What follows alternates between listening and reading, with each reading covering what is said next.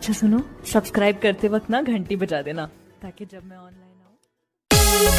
अब कोई नहीं दुख में रोएगा, अब कोई नहीं भूखा सोएगा, जब तक भोलू भैया साथ में रहेंगे। हर किसान हंसते हुए बीज बोएगा।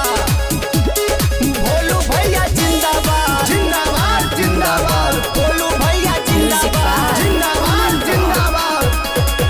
सबका के रखी है भोलू भैया प्यार में, होई विकास बगुआ जवार में, गहुआ जवार में हो गहुआ जवार में। सबका के रखी है भोलू भैया प्यार में, होई विकास बगुआ जवार में। दूर होई पाप मिटी जाई निरदैया, आ गइल बाड़े देखो भोलू भैया।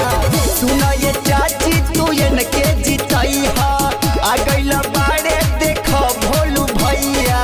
सुना ये भौजी तो इनका जितई हा। अरे ये चाची तनी इन्नो ध्यान दहो।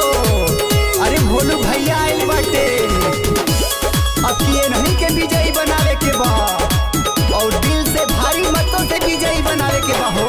भोलू भैया जिंदाबाद जिंदाबाद जिंदाबाद, भोलू भैया जिंदाबाद जिंदाबाद जिंदाबाद। सब साथ देला सुखवा में, भोलू रही है त दुखवा में। रही है भोलू करीबी हो, दूर होई गरीबी हो। पार करी है त सब कर हो नैया, आ गइला बाड़े देखो भोलू भैया।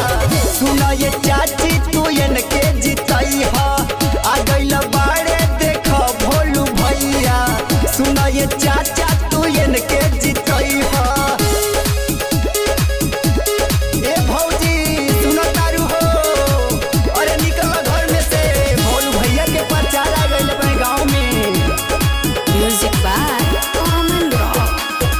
भोलू जी के जिताई हो, घरे घरे खुशी आई हो। भोलू जी के जिताई हो, घरे घरे खुशी आई हो। अशोक बेताब कहे बदली समैया, आ गइल बाड़े देखो भोलू भैया। सुना ये चाची तू इनके जितई हा, आ गइल